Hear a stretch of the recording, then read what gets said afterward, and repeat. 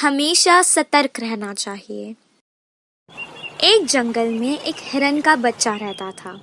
उसकी एक आंख नहीं थी, इसी कारण वो हमेशा परेशान रहता था। जिस आंख से उसे दिखाई नहीं देता था, अगर कोई उस पर उस आंख की तरफ से हमला करे तो उसे बिल्कुल भी दिखाई नहीं देता था।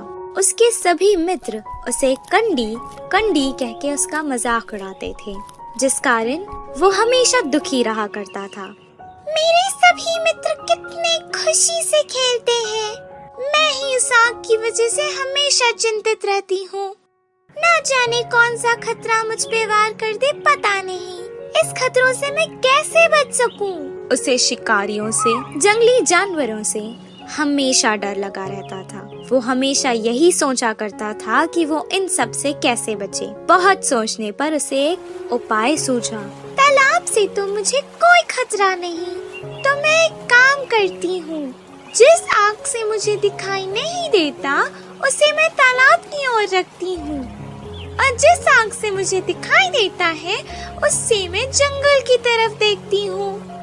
अब मैं सुरक्षित हूँ। अब हर दिन जैसे उसने सोचा, वो बिल्कुल वैसे ही करने लगी और अपना जीवन चिंता मुक्त होकर बिताने लगा। पर एक दिन तालाब में एक शिकारी नाव में शिकार के लिए जंगल की ओर आ रहा था। तब उसकी नजर एक आंख वाले हिरन पर पड़ी। ओहो, बिना कुछ किए ही मुझे मेरा शिकार मिल गया। हा हा। हिरन को उस शिकारी के आने की भनक भी नहीं पड़ी और वो अपना चारा खा रही थी। मैं एक शिकारी हूँ, मेरे हाथ में तीर कमान है।